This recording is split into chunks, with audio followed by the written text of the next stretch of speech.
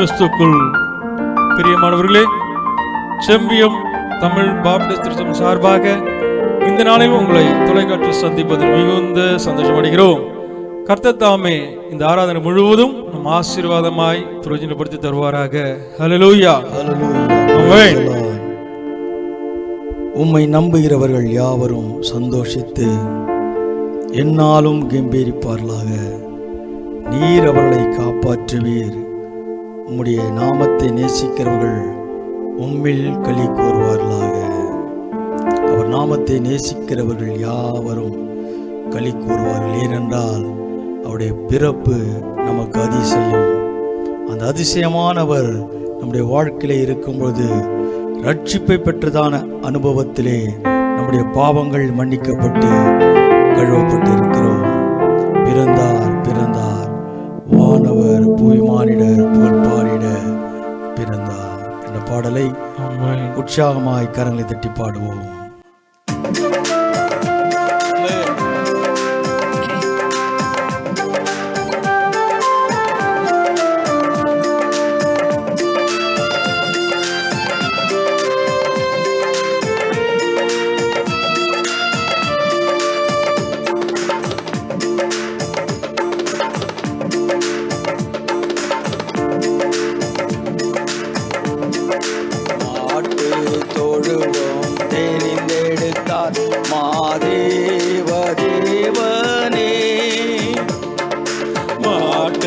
தொழுவோம் தேர்ந்தெடுத்தார் மாதேவ தேவனே.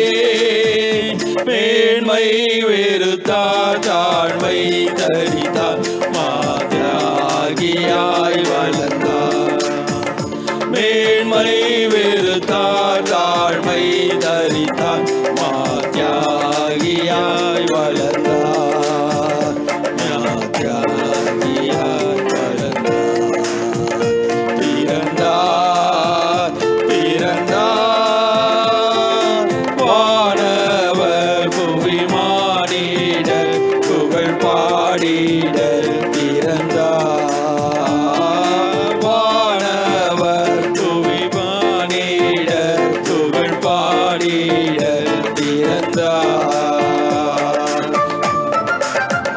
கரங்களை தட்டி உற்சாகமாக ஹல்லேலூயா.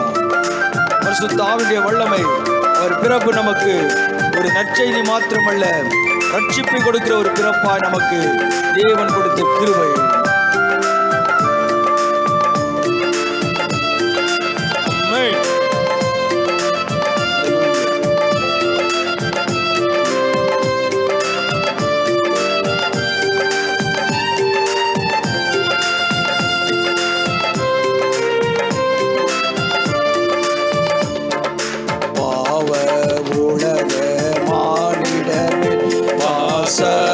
அடைந்தவரே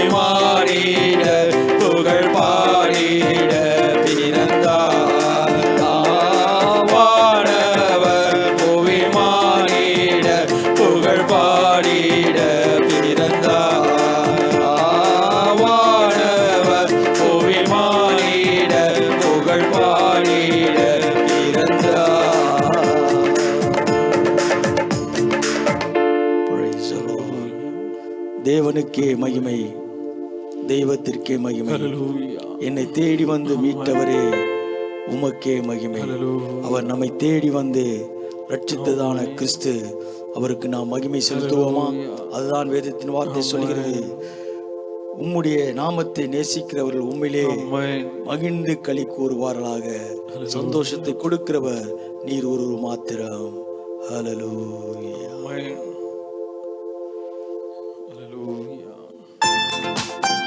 உற்சாகமாய் கரங்களை தட்டி ஆமென்.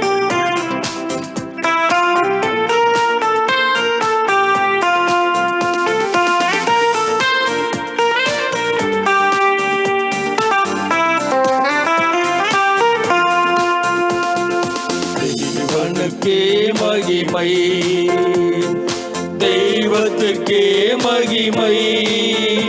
என்னை தேடி வந்து மீட்டவரே தினமும் மக்கே மகிமை.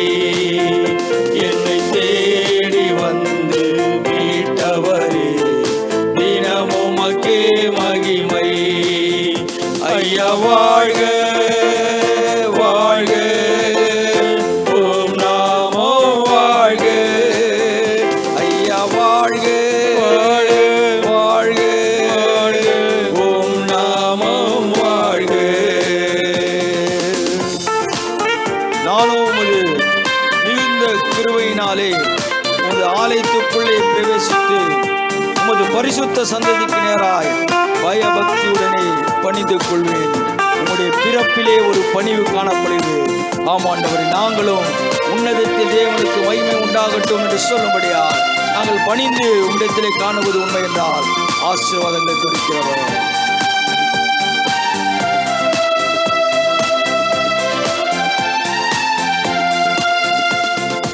உன்னதத்தில் தேவனுக்கே மகிமை உண்டாகட்டும். உன்னதத்தில் தேவனுக்கே மகிமை உண்டாகட்டும். இந்த பூமியிலே சமாதானமும் பிரியமும் உண்டாகட்டும். இந்த பூமியிலே சமாதானமும் பிரியமும் உண்டாகட்டும். ஐயா வாழ்க வாழ்க, ஓம் நாமம் வாழ்க. ஐயா வாழ்க வாழ்க, ஓம் நாமம் வாழ்க. செவிகளை நீ திறந்து விட்டே செய்வோம் ஓம் சேத்தம். செவிகளை நீ திறந்து விட்டே செய்வோம் ஓம் சேத்தம். இந்த புவிதனிலே ஓம் விருப்பம் பூரணமாகட்டுமே. இந்த புவிதனிலே ஓம் விருப்பம் பூரணமாகட்டுமே. ஐயா வாழ்க வாழ்க வாழ்க, ஓம் நாமம் வாழ்க. ஆமென். ஐயா வாழ்க வாழ்க, ஓம் நாமம் வாழ்க. எளிமையான எங்களையே என்றும் நினைப்பவரே. எளிமையான எங்களையே என்றும் நினைப்பவரே.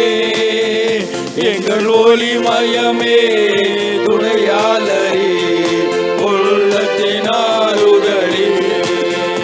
எங்கள் ஒளிமயமே துணையாளரே, உள்ளத்தின் ஆறுதலே. ஐயா வாழ்க வாழ்க, ஓம் நாமம் வாழ்க. ஐயா வாழ்க வாழ்க, ஓம் நாமம் வாழ்க. இவனுக்கே மகிமை, தெய்வத்திற்கே மகிமை. என்னை தேடி வந்து மீட்டவரே தினமும் மக்கே மகிமை. என்னை தேடி வந்து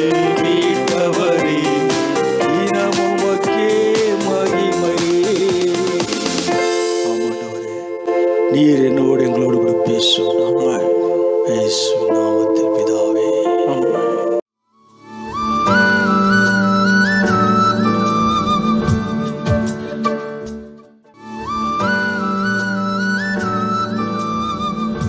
இன்றைக்கு அநேக மக்கள் ஆளுகை செய்கிறார்கள்.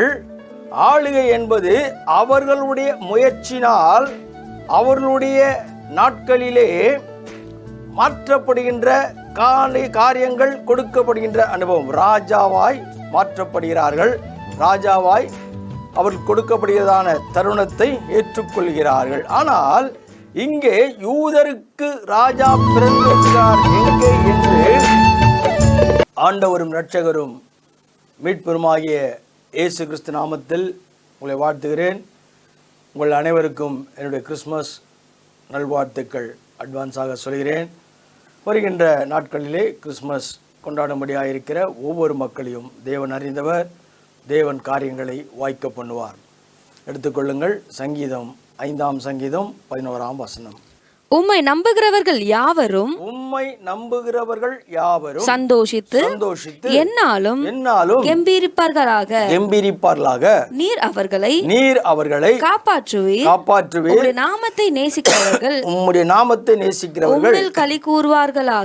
உம்மில் களி கூறுவார்களாக. ஆண்டவர் கொடுத்த வாக்குத்தத்தமான வார்த்தை, உம்முடைய நாமத்தை நேசிக்கிறவர்கள் களி கூறுவார்களாக. அன்பு தேவஜனமே, இதோ எல்லா ஜனத்திற்கும் மிகுந்த சந்தோஷத்தை உண்டாக்கும் நற்செய்தி. அதுதான் நமக்கு மிகுந்த சந்தோஷத்தை கொடுக்கிற ஒரு நற்செய்தி. யாவரும் களி கூறுவார்கள். இதற்கு ஆதாரமாக எடுத்துக்கொள்ளுங்கள் மீகா 5ஆம் அதிகாரம் 2ஆம் வசனம். எப்பிராத்தா எண்ணப்பட்ட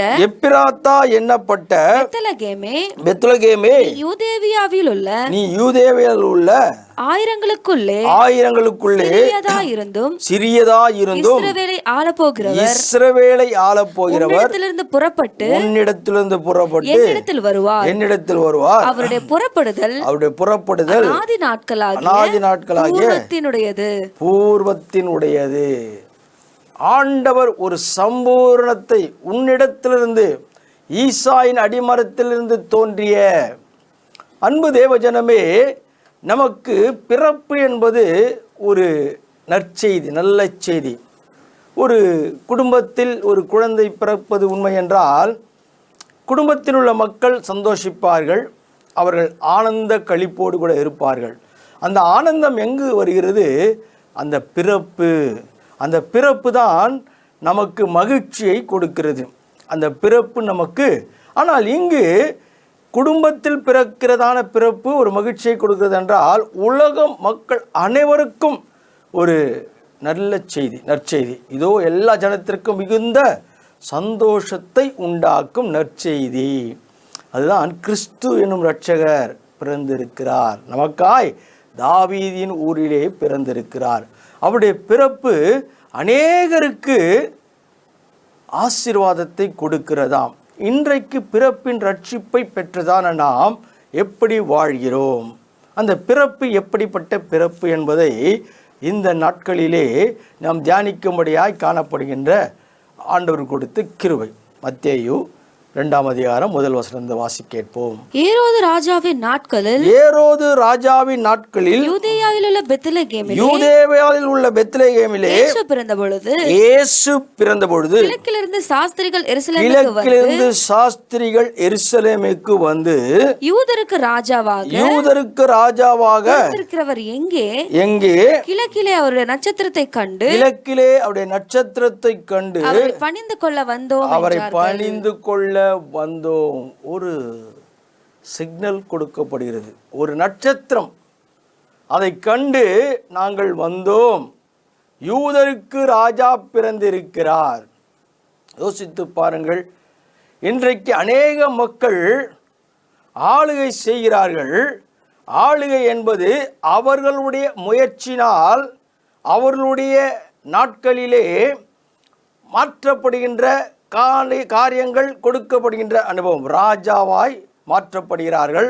ராஜாவாய் அவர்கள் கொடுக்கப்படுகிறதான தருணத்தை ஏற்றுக்கொள்கிறார்கள். ஆனால் இங்கே யூதருக்கு ராஜா பிறந்திருக்கிறார் எங்கே என்று கிழக்கிலே ஒரு நட்சத்திரம் காணப்படுகிறது, ஒரு விழிப்புணர்ச்சி.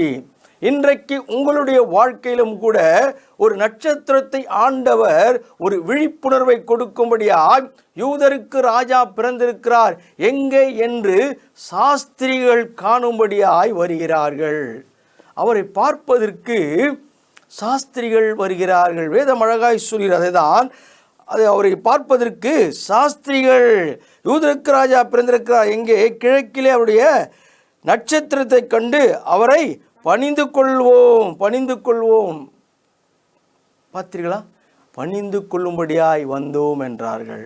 இன்றைக்கு அவருடைய பிறப்பு நமக்கு எதை சொல்லி கொடுக்கிறது? பணிவை சொல்லிக் கொடு. முதலாவது அவருடைய பிறப்பு நமக்கு பணிவை சொல்லி கொடுக்கிறது. இவருடைய பிறப்பு அதிசயமானவர், ஆலோசனை கர்த்தர், வல்லமை உள்ள தேவன், நித்திய பிதா, சமாதான பிரபுவை பார்க்க வந்த இவர்கள் பணியும்படியாய் வருகிறார்களாம். 3ஆம் வசனம் சொல்கிறது, ஏரோது ராஜா அதை கேட்டபொழுது அவனும் அவனோடு கூட எருசலேம் நகரத்தார் அனைவரும் கலங்கினார்கள். இயேசுடைய பிறப்பு மகிழ்ச்சி.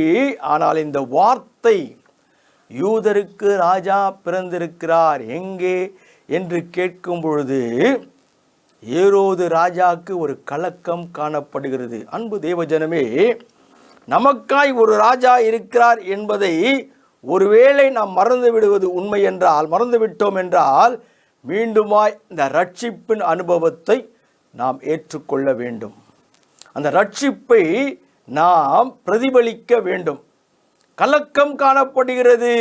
இன்றைக்கு நாம் பிறரை பார்த்து கலங்குகிறோம், ஆனால் இயேசுவின் பிறப்பை பார்த்து கலக்கமடைகிறதான மக்கள். ஏரோது ராஜா கலக்கமடைகிறான். ஏன்? நான் அல்லவா இங்கு ராஜாவா இருக்கிறேன், இந்த தேசத்திற்கு ஒரு ராஜா பிறந்திருக்கிறார் என்பதை சாஸ்திரிகள் சொல்லுகிறார்கள். அவைகளை வழிகாட்டும்படியாய் கிழக்கிலே ஒரு நட்சத்திரம் காணப்படுகிறதாம். இன்றைக்கு உன்னுடைய வாழ்க்கையிலும் நம்முடைய வாழ்க்கையிலும் ஒரு பிறப்பு ரட்சிப்பு என்பது ஒரு ஒளியை கொடுக்கிறதாய், ஒரு வெளிச்சத்தை கொடுக்கிறதாய், வழிகாட்டுகிறதாய் இருக்கிறது. அந்த கிறிஸ்துவ என்றதான ரட்சிப்பை நாம் பெற்றுக்கொள்வது உண்மை என்றால் நமக்கு வழிகாட்டுகிறவர் அவரே. நானே வழியும் சத்தியமும் ஜீவனுமாய் இருக்கிறேன். அவருடைய வழியிலே நடக்கும் பொழுது நமக்கு இடரல் இல்லை. அடுத்த வசனம் சொல்கிறது, அவன் பிரதான ஆசாரியர் ஜனத்தின் வேதபாரகர் எல்லாரையும் கூடி வர செய்து கிறிஸ்துவானவர் எங்கே பிறந்தார் என்று அவர்களிடத்தில் விசாரித்தான். அவருக்கு கலக்கம், ஏரோது ராஜாவுக்கு கலக்கம். வேதபாரகர் எல்லாரையும் அழைத்து, இவர் பிறந்திருக்கிறார், கிறிஸ்துவானவர் பிறந்திருக்கிறார் எங்கே? இன்றைக்கு கிறிஸ்தவர்கள் என்று சொல்லிக் கொண்டிருக்கிற, கிறிஸ்துவை தரித்து கொண்டு இருக்கிறோம் என்று சொல்லுகிற மக்களாகிய நாம் இருப்பது உண்மை என்றால், கிறிஸ்து உண்மையிலே நம்மோடு கூட இருக்கிறார் என்ற நிச்சயம் நமக்குள் இருப்பது உண்மை என்றால் நம்மை தேடி மக்கள் வருவார்கள். ஏனென்றால் அந்த கிறிஸ்து வெளிப்படுத்தும்படியாய், கிறிஸ்துவம் வெளிப்படுத்தும்படியாய் இன்றைக்கு நாம் கிறிஸ்துவை மறந்து வாழ்வதனால்தான், கிறிஸ்துவை நாம் மறந்து வாழ்ந்து கொண்டு பலவிதமான காரியங்களை சிந்தித்துக் கொள்வதனால்தான் நாம் தேடி ஓடுகிறோம். இங்கே அவரை தேடும்படியாய், அவரை பார்க்கும்படியாய், அவருடைய வல்லமையை வெளிப்படுத்தும்படியாய், மக்கள் கடந்து போகும்படியாய் ஒரு அழைப்பு காணப்படுகிறது. அன்பு தேவஜனமே, யோசித்து பாருங்கள். இரட்சகர் பிறந்திருக்கிறார். எத்தனை பெரிய உண்மை, எத்தனை பெரிய சந்தோஷம். இன்றைக்கும் இல்லத்தில் இரட்சகர் பிறந்திருக்கிறாரா, அல்லது உன் உள்ளத்தில் இரட்சகர் பிறந்திருக்கிறாரா, உன் திருச்சபையிலே இரட்சகர் பிறந்திருக்கிறாரா, நீ வாழ்கின்ற இடத்திலே இரட்சகர் பிறந்திருக்கிறாரா என்பதை நீ சொல்லுகிறாயா? ஆகவே தான் நாம் அநேக காரியங்களை செய்கிறோம். கிறிஸ்துவுடைய பிறப்பை வீதிகளிலே நாம் பிரதிபலிக்கிறோம், இல்லங்களிலே பிரதிபலிக்கிறோம், மற்ற இடத்திலே நாம் பிரதிபலிக்கிறோம், காரியங்களை செய்து கொண்டு. ஏன்? கிறிஸ்துவ இரட்சகர் பிறந்திருக்கிறார் என்பதை சந்தோஷத்தோடு கூட ஒரு குடும்பமாய், ஒரு திருச்சபையின் ஐக்கிய மக்களாய் கடந்து போவதற்கு காரணம் கிறிஸ்துவை வெளிப்படுத்தும்படியாய். ஆனால் கிறிஸ்து யார் என்பதை அறிந்து கொள்ளும்படியாய் ஒரு கூட்ட மக்கள் வகை தேடுகிறார்கள். அடுத்த வசனம் சொல்லுகிறது, அதற்கு அவர்கள் யூதேயாவில் உள்ள பெத்லகேமிலே பிறப்பார். அது ஏனென்றால் யூதேயா தேசத்தில் யூதேய தேசத்துள்ள பெத்லகேமே யூதாவின் பிரபுக்களில் நீ சிறியதல்ல, ஜனமாகிய இஸ்ரவேலை ஆளும் பிரபு உன்னிடத்திலிருந்து புறப்படுவார் என்று தீர்க்கதரிசினால் எழுதப்பட்டிருக்கிறது என்றார்கள். மறுவார்த்தை ஏரோதுக்கு சொல்லப்படுகிறது. ஆளப்போகிறவர் தீர்க்கதரிசியின் மூலமாய் எழுதப்பட்டிருக்கிறது. இதோ ஒரு கண்ணகி கர்ப்பவதியாகி ஒரு குமாரனை பெறுவாள், அவருக்கு இயேசு என்று பெயரிடுவார். ஏனெனில் அவர் தமது ஜனங்களின் பாவங்களை நீக்கி நம்மை ரட்சிக்கும்படியாய் உலகத்தில் வந்ததான கிறிஸ்து. அதுதான் அந்த நாமம். அதுதான் நாம் அவரை அறிந்து கொள்ள வேண்டும். அவர் காப்பாற்றுவீர், என்னை காப்பாற்றுவீர், மகிழ்ச்சியாய் வைப்பீர் என்றதான காரியத்தை நாம் சொல்லும்படியாய் காரியங்களை கொடுத்த கிறிஸ்துடைய வல்லமையை அதிகாரம் படைத்த மக்கள் கேட்கிறார்கள். அவர்கள் சொல்கிறார்கள், இந்த வார்த்தை தீர்க்கதரிசனமாய் சொல்லப்பட்டது, தீர்க்கதரிசனால் எழுதப்பட்டிருக்கிறது என்றார்கள். அடுத்த வசனம் சொல்லப்படுகிறது, அப்பொழுது ஏரோது சாஸ்திரிகளை ரகசியமாய் அழைத்து நட்சத்திரம் காணப்பட்ட காலத்தை குறித்து அவர்களிடத்தில் திட்டமாய் விசாரிக்கிறார். சாஸ்திரிகளை அழைத்து, வேதம் அழகாய் சொல்லு, அப்போது ஏரோது சாஸ்திரிகளை ரகசியமாய் அழைக்கிறார். ஏன் இந்த ரகசியம்? யோசித்து பாருங்கள். இந்த ரகசியத்திற்கு ஒரு காரணம் இருக்கிறது. ரகசியமாய் அவர்களை அழைத்து நட்சத்திரம் காணப்பட்ட காலத்தை குறித்து அவர்களிடத்தில் திட்டமாய் விசாரிக்கிறார்கள். நட்சத்திரம் ஏனென்றால் அவர்களுக்கு தெரியும் ஏன் இப்படிப்பட்ட காரியம் என்று அவர்களுக்கு தெரியும். அடுத்த வசனம் சொல்கிறது, நீங்கள் போய் பிள்ளையை குறித்து திட்டமாய் விசாரியுங்கள். நீங்கள் அதை கண்ட பின்பு நானும் வந்து அதை பணிந்து கொள்ளும்படி எனக்கு அறிவியுங்கள் என்று சொல்லி அவர்களை பெத்லகேமுக்கு அனுப்பினார். நீங்கள் போய் பாருங்கள், எனக்கும் சொல்லுங்கள். அதுதான் இங்கே பார்க்கப்படுகிற காரியம் உண்மை. ஆனால் ரகசியமாய் கேட்டதான காரியத்திற்கு ஒரு அர்த்தம் இருக்கிறது. நீங்கள் போய் பார்த்து விடுங்கள், பின்பு எனக்கு அறிவுங்கள் என்று ஒரு காரியத்தை வைக்கிறார். இங்குதான் ஒரு கலக்கம் காணப்படுகின்ற எண்ணம் பிரதிபலிக்கிறது. அநேகர் இன்றைக்கு நாமும் கூட கிறிஸ்துவை மறுதலிக்கிறவர்களாய் இருந்து கலக்கத்தோடு கூட இருக்கிற காரணம் என்ன? நாம் அவரிடத்தில் முதன்மையாய் நம்முடைய அன்பை செலுத்த மறுக்கிறோம், நாம் பணிவை செலுத்த மறுக்கிறோம். ஏன் நான் பணிய வேண்டும்? இங்கே சாஸ்திரிகள் பணிந்து காணப்படுகிறார்கள். அவர்கள் கடந்து போகிறதான ஒரு கிருபை அவர்களுக்கு கொடுக்கப்படுகிறது, அவர்களை பார்க்கும்படியாய். அடுத்த வசனம் சொல்லுகிறது, ராஜா சொன்னதை அவர்கள் கேட்டு போகையில் இதோ அவர்கள் கிழக்கிலே கண்ட நட்சத்திரம் பிள்ளை இருந்த ஸ்தலத்திற்கு மேல் வந்து நிற்கும் வரைக்கும் அவர்களுக்கு முன் சென்றது. பிள்ளை இருக்கும் ஸ்தலத்திற்கு நேராக இருக்கின்ற இடத்தை அது காட்டிவிட்டது. யோசித்து பாருங்கள். அவருடைய பிறப்பிலே ஒரு வல்லமை, ஆலோசனை கர்த்தர், வல்லமையுள்ள தேவன், நித்திய பிதா, சமாதான பிரபு மாத்திரமல்ல, இந்த நட்சத்திரம் அவரை வழிகாட்டுகிறதாம். வழிகாட்டி அவர் இருக்கிற ஸ்தலத்திற்கு வந்து நிற்கும் வரை அவர்களுக்கு முன் சென்றது. நானே வழி. அந்த வழி முன் செல்கிறது, தடுமாற்றமில்லை. கிறிஸ்துவுடைய பிறப்பிலே அவர் சொல்கின்ற வழியை நீ அறிந்து கொள்வது உண்மை என்றால் உனக்கு குறித்ததை அவர் நிறைவு செய்கிறவராயிருக்கிறார். நீ அவரை பார்க்கும்படியாய் அவருடைய வெளிச்சம், அவருடைய கிருபை நமக்கு முன்பாய் கடந்து போகிறது. இந்த மாதத்திலே அல்லது இந்த நாட்களிலே உனக்கு என்ன செய்ய வேண்டும் என்று திகைப்போடு கூட இருக்கிறாயா? ஆண்டவரே, உண்மைதான், ஒரு ஒளி கிடைத்து விட்டது, அந்த ஒளியை நான் பார்க்கிறேன். இந்த ஒளி என்னை என்ன செய்ய போகிறது? கிறிஸ்துவினுடைய வல்லமை, கிறிஸ்து இருக்கிற இடத்திலே வழிகாட்டியாய் முன்பாய் கடந்து போய் அந்த ஸ்தலத்திற்கு நேராய் நின்றது. யோசித்து பாருங்கள். ஆண்டவர் உனக்கு குறித்ததை அவர் நிறைவு செய்கிறவராய் இருக்கிறார். ஆண்டவரே, இன்னுமா என் காரியங்கள் முடியவில்லையே என்று ஏங்குகிறாயா? இந்த பிறப்பு உனக்கு வழிகாட்டியாய் இருக்கிறதாம். இந்த பிறப்பு உன்னை எங்கு கொண்டு போய் இடத்தை காட்ட வேண்டும் என்று நினைக்கிறதோ அந்த இடத்திலே அந்த வெளிச்சம் கடந்து போய் ஒருவேளை நினைக்கலாம், ஆண்டவரே நான் ஃபாரின் போக வேண்டும், எனக்கு எதுவுமே தெரியவில்லை நினைக்கிறாயா? உனக்கு அதற்கான வழிகளை கொடுத்து, எப்படி ஒரு ஏர்போர்ட்டில் ஒரு பெயரை வைத்து உங்களை சிம்பிள் ஐடென்டிஃபை பண்ணும்படியாய், நீங்கள் எக்ஸிட் வெளியே போகும்பொழுது உங்களை ஐடென்டிஃபை பண்ணும்படியாய் ஒரு கம்பத்திலே ஒரு போஸ்டர் போல வைத்து கொண்டு அழைக்கிறார்களோ, அதைவிட அதிகமான காரியம் நாம் இங்கே பார்க்கிறோம்.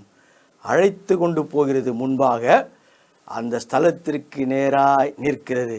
இப்போ நாம் பார்க்கிறோம் அநேக கூகுள் மேப், அநேக விதமான காரியங்கள், அதெல்லாம் ஒருவேளை மாற்றிவிடும், ஒருவேளை திசை மாற்றிவிடும், ஒரு பள்ளத்திலே கவிழும்படியாய் அல்லது சாலை ஓரமாய் ஏதாவது ஒரு இடத்திலே நாம் விழும்படியாய். ஆனால் என் இயேசுடைய வழி அப்படி அல்ல. அதுதான் நானே வழி என்று சொல்லுகிற வழி மாத்திரமல்ல, சத்தியமும்.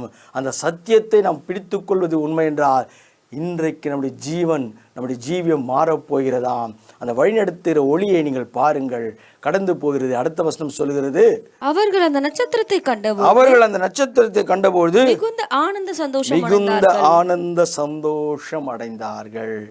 இன்றைக்கு நீங்கள் மிகுந்த ஆனந்த சந்தோஷத்தை அடையும்படியாய் அந்த நட்சத்திரத்தை கண்டபொழுது, அந்த ஒளியை கண்டபோது, இன்றைக்கு ஆண்டவருடைய வாழ்க்கையிலே ஒரு ஒளியை பிரகாசிக்கும்படியாய் செய்கிறார்.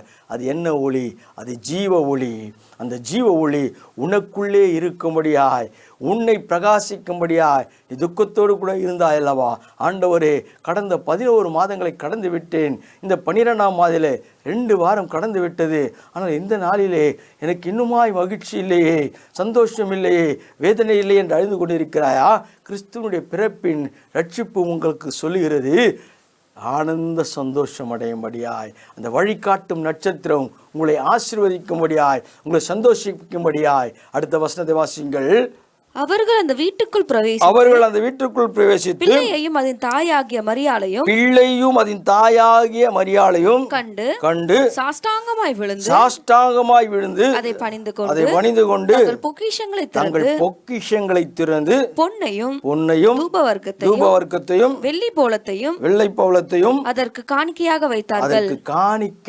வைத்தார்கள். பாருங்கள், கண்ட உடனே சாஷ்டாங்கமாய் விழுகிறார்கள், பொக்கிஷங்களை திறந்து காரியங்களை செலுத்துகிறார்கள். எவ்வளவு பெரிய மகிமையான காரியம்! யோசித்து யூதருக்கு ராஜா பிறந்திருக்கிறார் என்ற வார்த்தை கேட்ட உடனே அவர்களுக்குள்ளே ஒரு மகிழ்ச்சி, கடந்து போகிற அனுபவம். அந்த கடந்து போகிற அனுபவம் மாத்திரமல்ல, அந்த நட்சத்திரம் நின்ற உடனே, வழிகாட்டியாய் காணப்பட்ட உடனே, கிறிஸ்துவை காணும் பொழுது அவர்கள் பணிந்து விழுந்து பொக்கிஷங்களை திறந்து கொடுக்கிறார்கள். அடுத்த வசனம் சொல்லுகிறது, பின்பு அவர்கள் ஏரோதின் இடத்திற்கு திரும்ப போக வேண்டாம் என்று சொப்பனத்தில் தேவனால் எச்சரிக்கப்பட்டு வேறு வழியாய் தங்கள் தேசத்திற்கு திரும்பி போனார்கள். அன்பு தேவ ஜனமே, யோசியுங்கள். இதுதான் ரகசியமாய் ஏரோது பேசி அனுப்பினதான காரியத்தை, ஆண்டவருடைய வார்த்தை, பின்பு அவர்கள் ஏரோதிற்கு திரும்பி போக வேண்டாம் என்று சொப்பனத்தில் தேவனால் எச்சரிக்கப்பட்டது. இன்றைக்கு உன் மகிழ்ச்சியை கெடுக்கும்படியாய் எந்த காரியம் காணப்பட்டாலும் தேவனால் அது எச்சரிப்பின் சத்தம் உனக்கு வெளிப்படும். அதுதான் ரட்சிப்பு. நீங்கள் ரட்சிப்பை பெற்றுவிட்டீர்கள், ஆண்டவருடைய வார்த்தை நீங்கள் கேட்கிறீர்கள். ஆனால் நீங்கள் அந்த ரட்சிப்பின் மகிழ்ச்சியை அடையும் பொழுது, பணிந்து காணப்படும் போது, பொக்கிஷங்களை திறந்து கொடுக்கும் பொழுது இவர்களுக்கு ஒரு வார்த்தை உண்டாகிறது. தேவனால் எச்சரிக்கப்பட்டு வேறு வழியாய் தங்கள் தேசத்துக்கு திரும்பி போங்கள். எந்த ஏரோது அழிக்க வேண்டும் என்று நினைத்தாரோ அந்த ஏரோதிற்கு மாறாக வேறு வழி, நீ இயேசுடைய வழியிலே போகும் பொழுது, ஆண்டவருடைய வழியிலே போகும்போது அது உனக்கு ஒளியை கொடுக்கும், வெளிச்சத்தை கொடுக்கும், எல்லாவற்றையும் நீ செய்வாய்.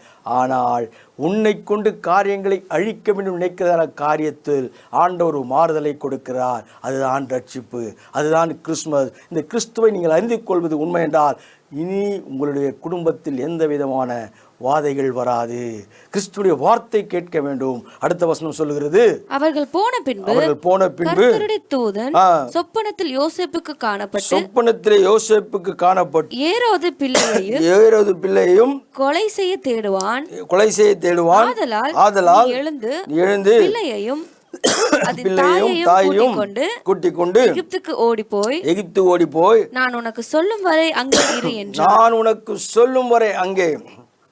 சாஸ்திரிகளுக்கு மாத்திரமல்ல, யோசேப்புக்கும் சொப்பனத்திலே வெளிப்பட்டு நான் சொல்லும் வரை கீழ்ப்படிதல்.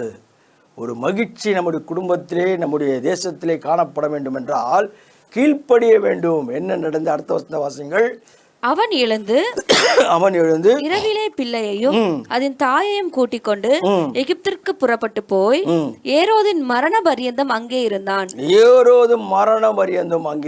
ஆண்டவருடைய வார்த்தைக்கு செவிசாய்த்து ஏரோது மரணம் வரை அங்கே இருந்தான். ஏன்? ஏரோதுடைய திட்டம் அழிக்க வேண்டும். இன்றைக்கு பிசாசுடைய திட்டம் நம்மை அழிக்கும்படியா இந்த ரட்சிப்பு நமக்கு சொல்லுகிறது. வெளிச்சத்தை கொடுக்கிற ரட்சிப்பு மாத்திரமல்ல, அழிவிலிருந்து காப்பாற்றும்படியாய் சொப்பனத்தில் யோசேப்புக்கு பேசுகின்ற ஒரு அனுபவம்.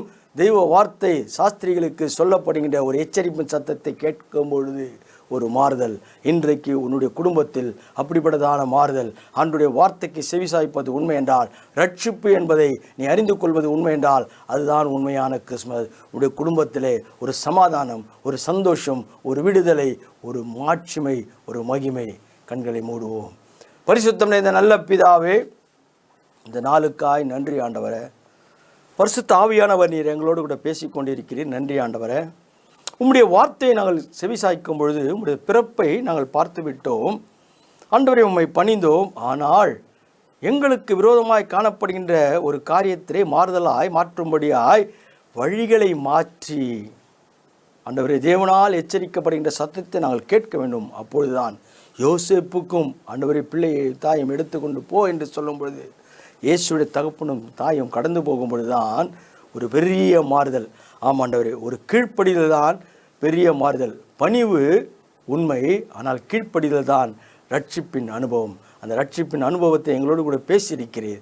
இது பெரிய காரியங்களை செய்யும். இந்த நாளிலே மக்கள் சந்தோஷமாய் சமாதானமாய் இருக்க ஆனந்த மகிழ்ச்சியோடு மிகுந்த சந்தோஷத்தோடு கூட மக்கள் இருக்கும்படியாய் நீர் பேசினீரே, அதற்காக நன்றி. இயேசு நல்ல நாமத்தில் பிதாவே, ஆமீன். என் ஆத்துமாவே கர்த்தரை ஸ்தோத்திரி, என் முழு உலகமே அவருடைய பரிசுத்த நாமத்தை ஸ்தோத்திரி.